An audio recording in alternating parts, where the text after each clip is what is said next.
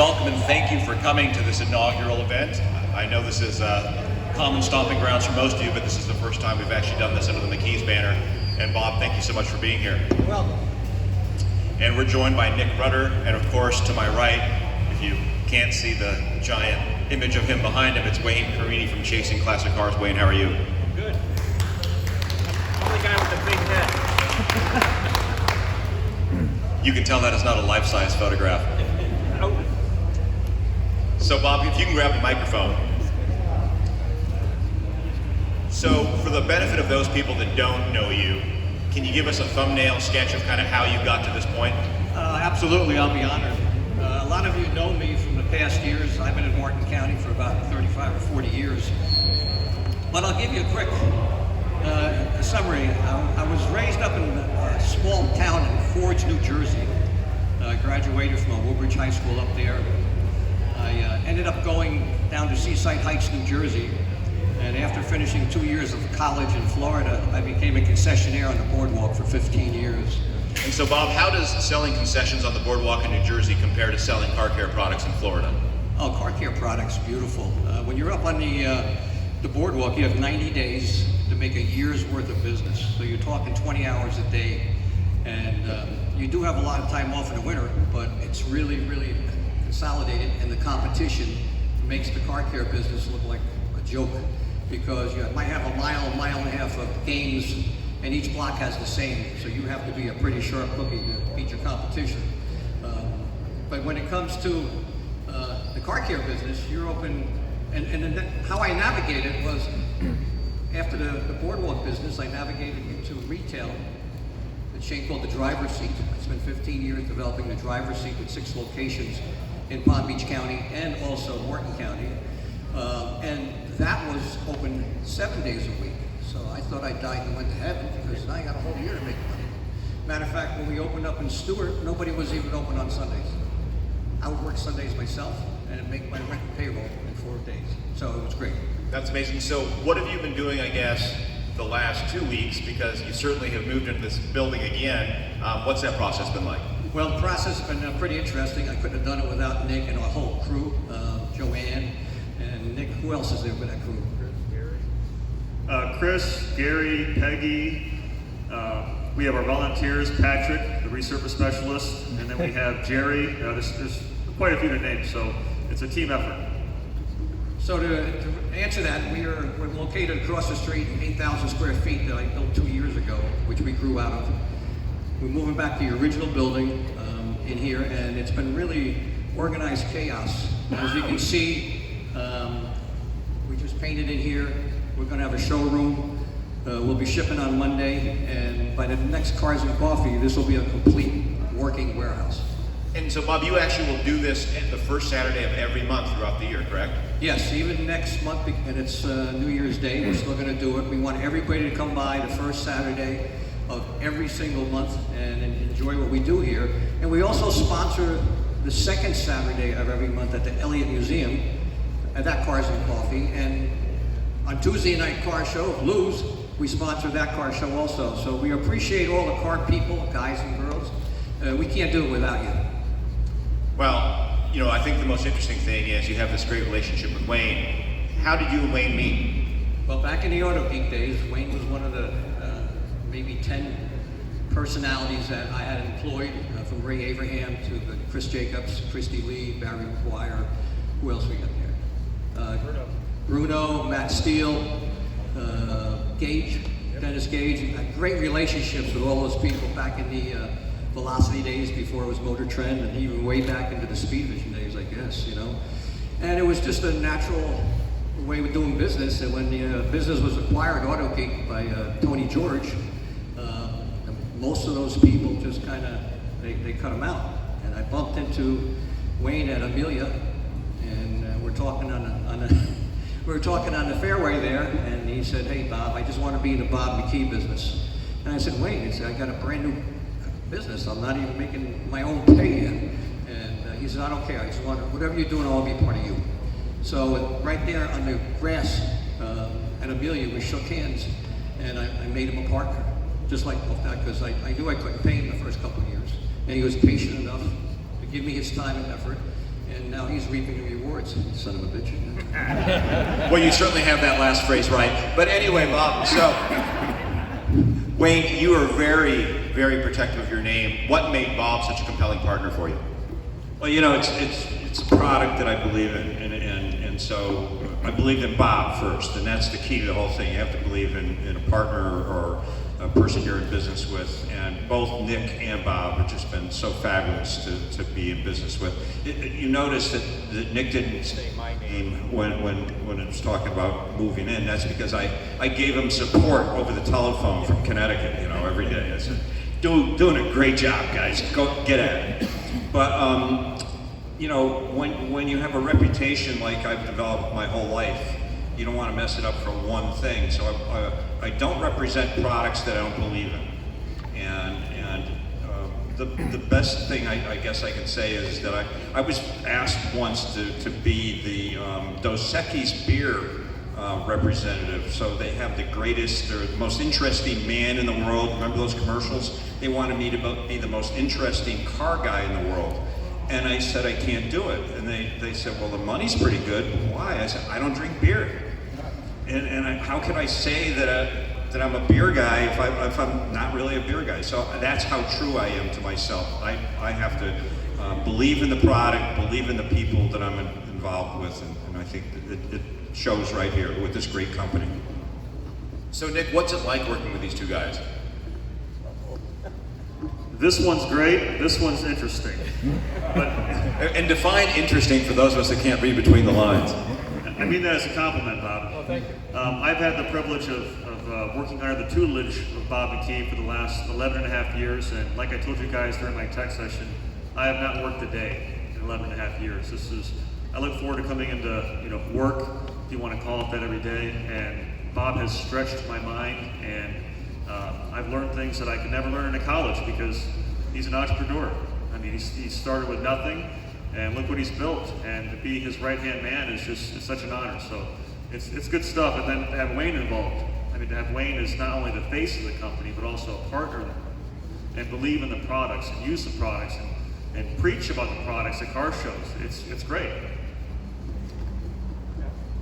So Nick, I know John doesn't know this, but tell everybody how you became part of actually this business and how you and Bob initially met. Absolutely. So it wasn't from getting a 4, 6, or 8-year college degree. Actually, a college dropout. I moved to Florida shortly after graduating high school, and I had 2 years of employment working for Walmart Logistics, their distribution center up in Fort Pierce on 95.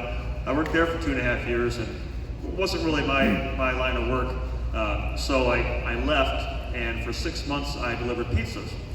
And I came across a job in Craigslist. I'm sure you guys have heard of Craigslist.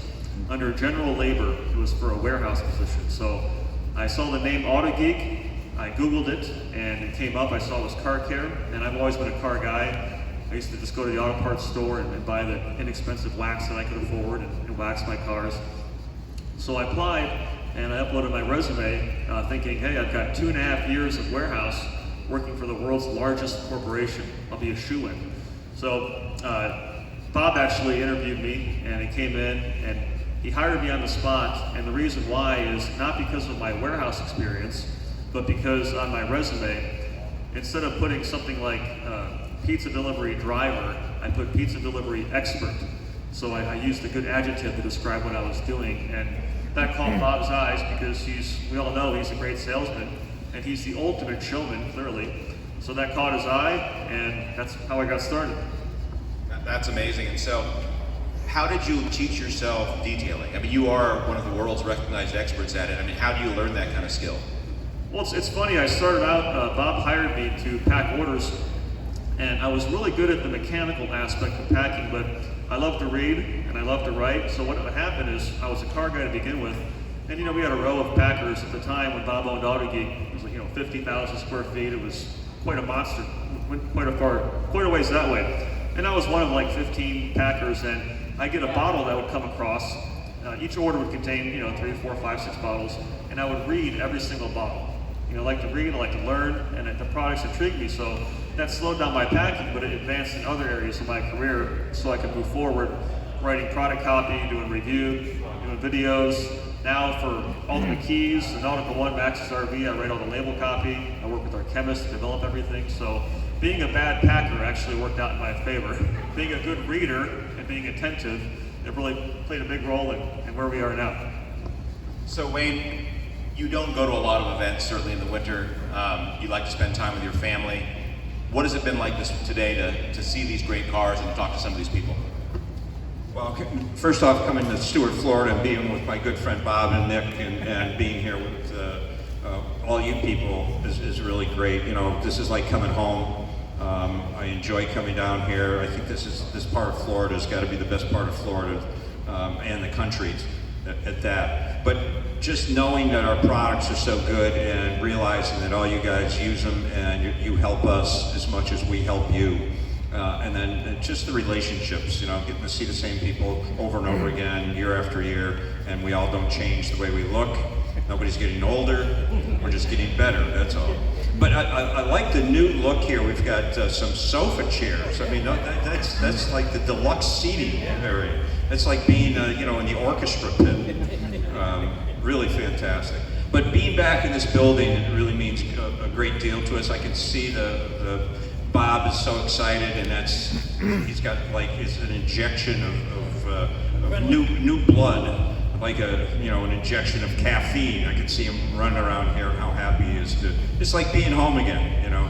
So it really means something to us. But just being here and being with you guys, and then of course the winter is really a great month to be in Florida, you know. So it's just getting cold enough at home where I'm looking forward to being down here more and more. I'd probably be back in April, I think, is something we talked about. Unfortunately, we're going to do it in March, but Amelia Island is that same weekend.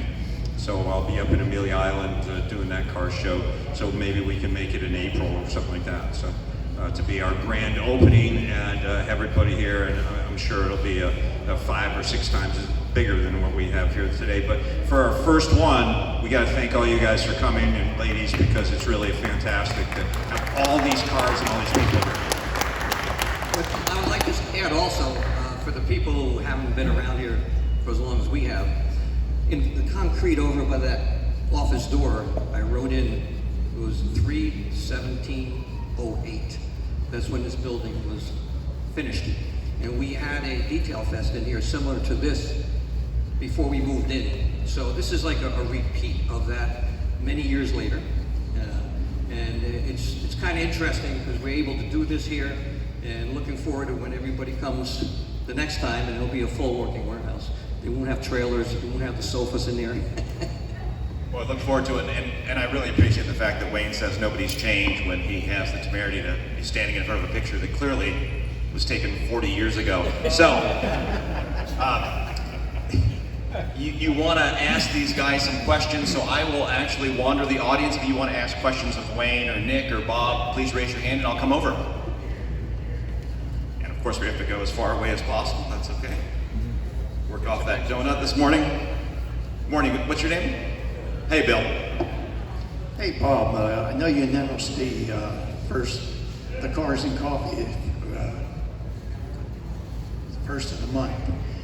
I noticed on the emails that you have January 1st. Are you really having that January 1st? You better believe it. True dedicated car guy. Absolutely. Thank you for that question. Thank you. The football games won't start till the afternoon. You can certainly be here in the morning. Anybody else have a question? We're going to have Bloody Marys and the omelet table that day, so you can come have some omelets. Well, that sounds good. Not really. Bloody Marys would be fine. We can skip the omelets. I'd asked Nick this question earlier. What does the 37 stand for in McKee's 37? I'll let Bob explain that. His version of that is more animated than mine. Okay, this will take about a minute and a half, though. It leads up to that, your answer. When I developed the brands such as Pinnacle, Wolfgang, Marine 31, Pinnacle 850, guys like numbers. If you look at under your sink in your garage, you have 303, you got, what's some other ones?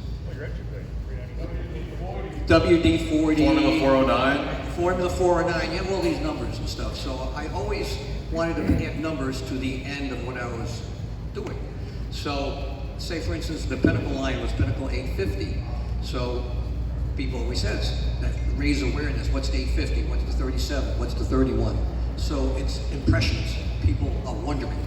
And that's really important stuff in this world, what these damn numbers mean, okay? So, but it leads to sales, okay? And we always do a promotion, maybe 6 months, 8 months, a year, and let everybody chime in.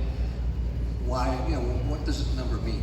Okay, so for instance, the Marine 31 brand that I developed during Watergate was the 31, 2 odd numbers. Odd numbers work better than even numbers for guys to remember, if you think about it.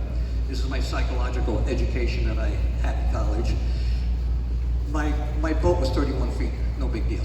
But a miracle thing happened is that apparently Bertram, for your boat guys, the Bertram 31 is supposed to be a badass boat. I had no idea about it, but everybody thought it was the Bertram. But it resonated, and we would always have a contest. You guess what it is, you win.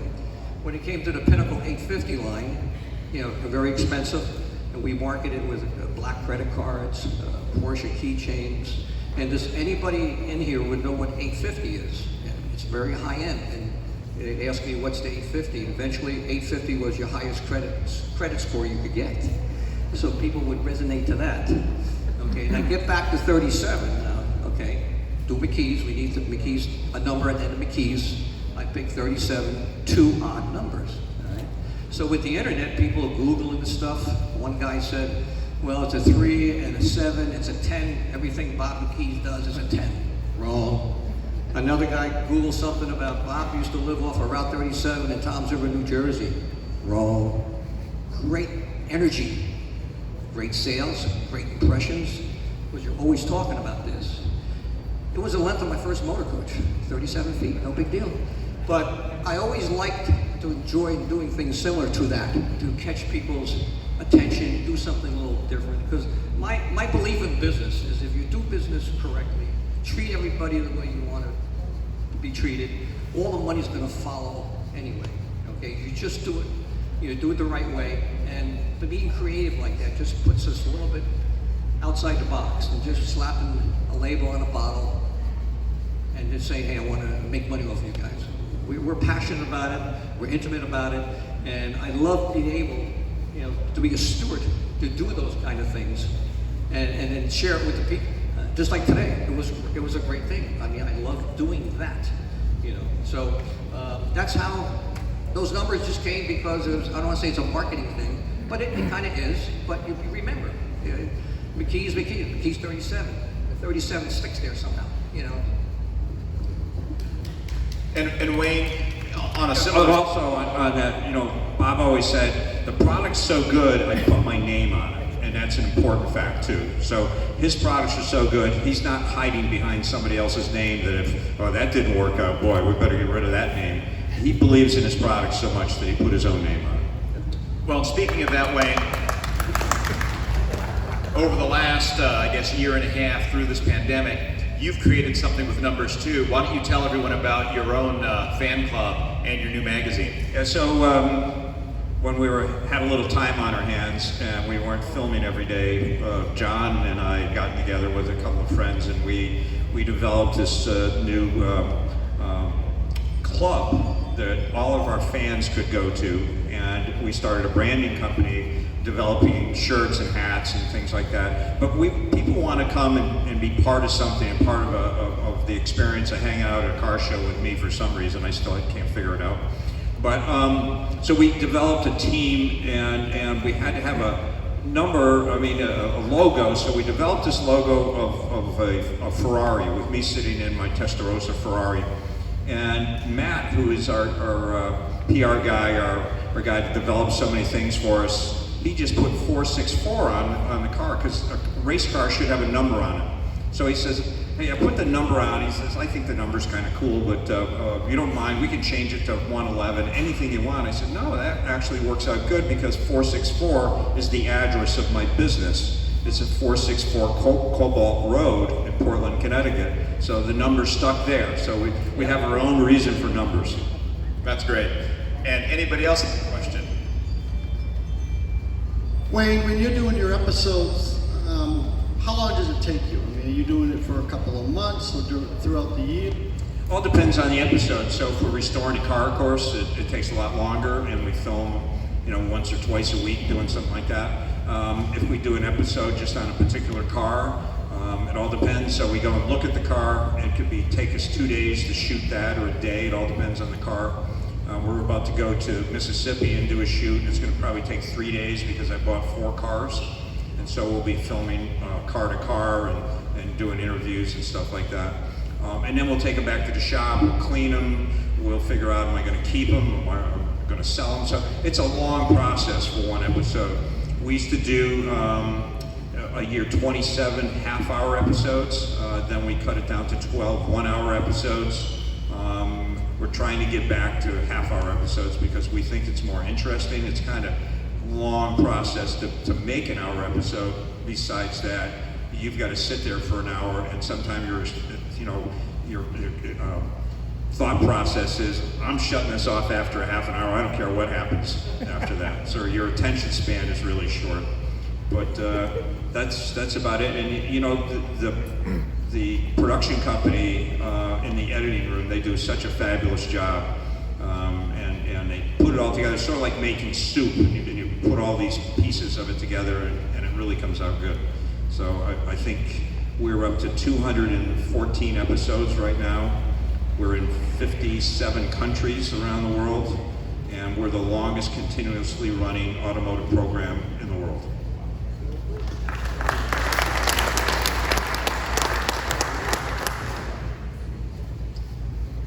And Wayne, while I'm walking over here, what's your favorite episode? I don't know. There was an episode where we had a car at Put in Bay, and it was a race car, and this gentleman, it was his father's old race car, and his dad didn't know that he had bought it and was about to give it back to him. So when we unveiled that car, the gentleman, he got weak in his knees, and we had to hold him up. We thought that he was going to pass out and hit the ground. And I got more emails on that because it was a very emotional thing to see a son find his father's old race car and give it back to him at the place that he set records at Put in Bay Race Course. And I got more emails from guys that said, my wife has never seen me cry before, you bastard. I had a guy said, I was sitting at a bar watching the show and I was crying like a baby. It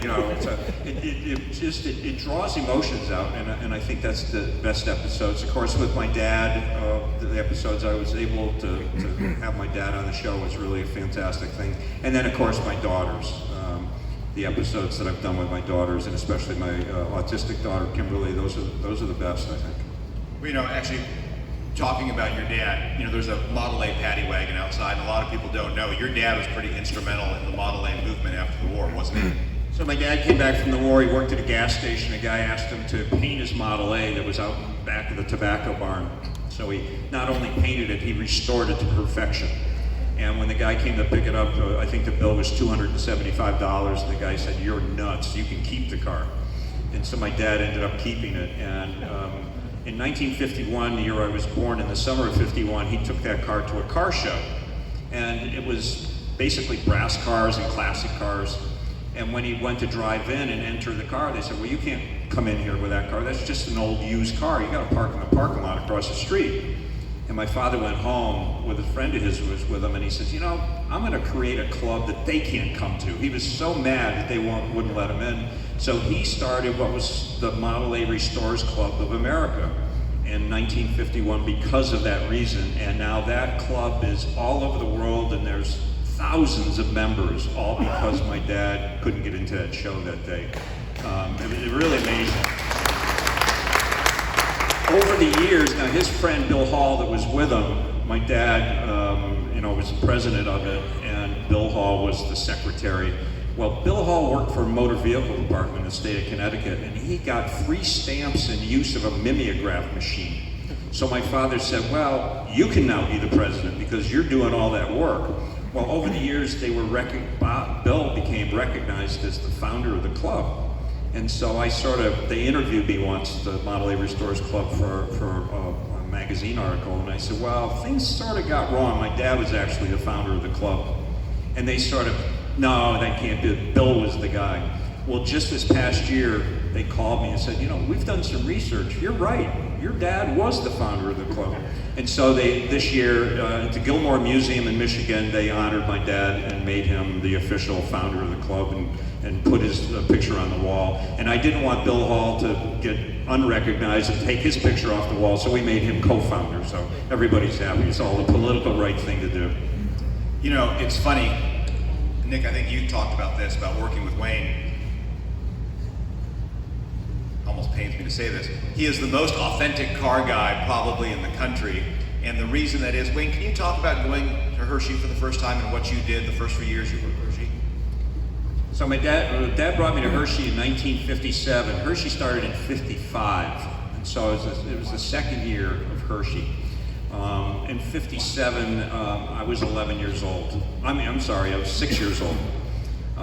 So my dad would bring me every year and go into the chocolate factory and all that stuff. But when I was 10 years old, I moved up the ladder. My dad made a sandwich board sign out of cardboard and rope, and he put it over my neck, and he put a crayon in my pocket, and he had all the parts he was looking for listed on the sign.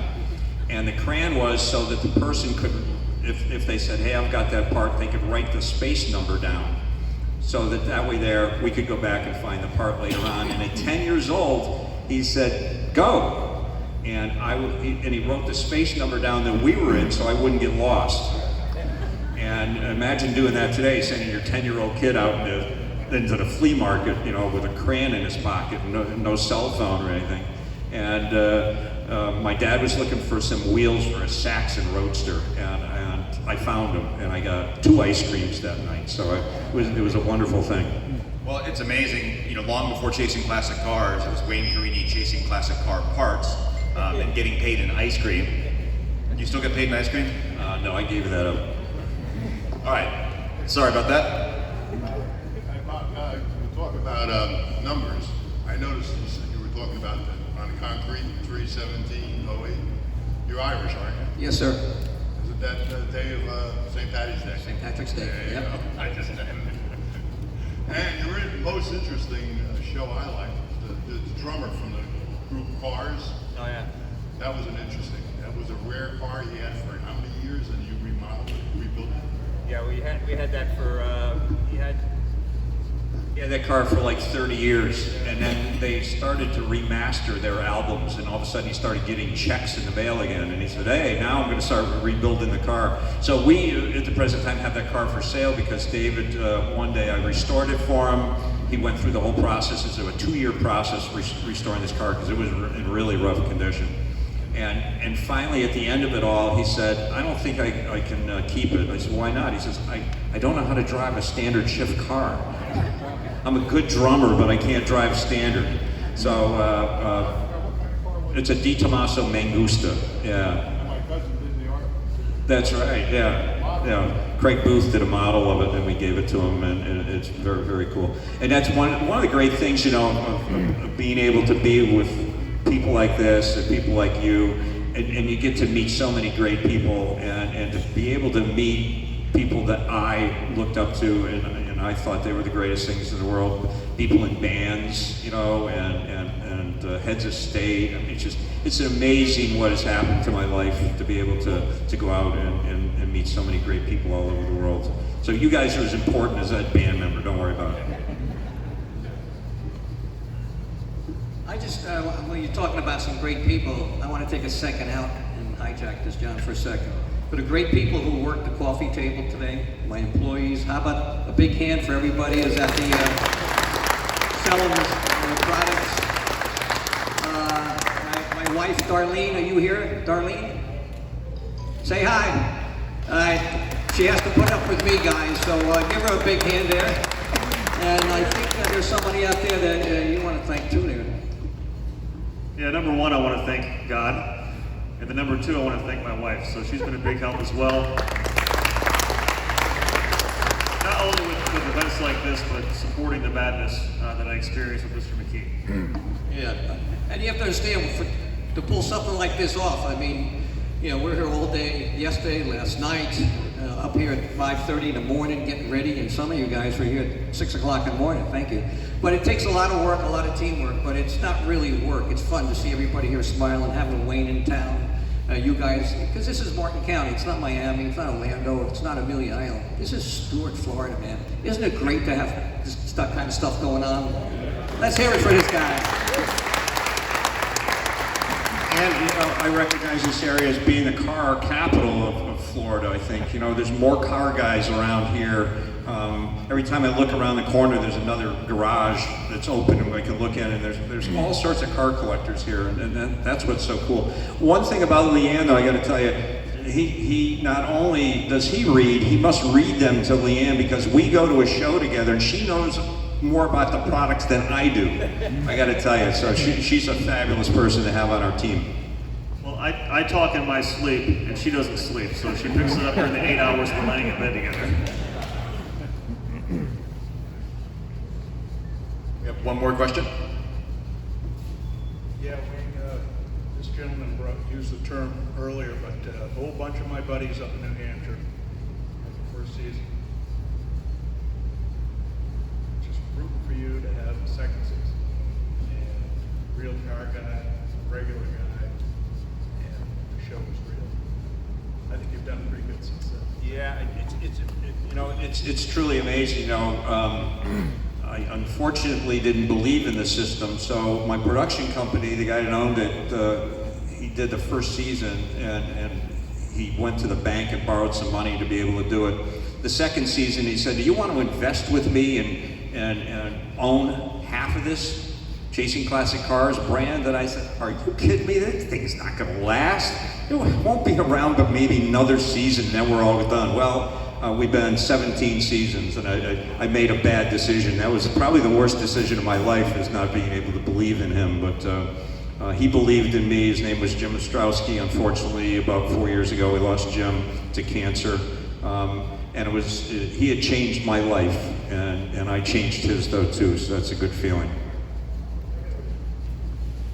This is for Wayne. Where's Roger? I love that show. I watched that show because of Roger. I guess you're not going to turn it on anymore, though, because Roger's not with us. He's alive. Roger's doing fine. If he still worked for me, I'd ask you what your address is, because I'd send him to you. He could be all yours. I'd pay him every week. Don't worry, you could entertain him.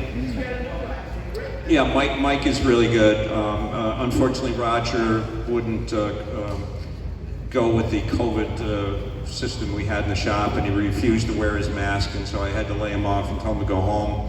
We didn't want, and the reason was it wasn't because of the rules in the shop. I just didn't want Roger to get sick, and Roger 2 weeks later went to work for a shop where no one wore masks, and he's still alive.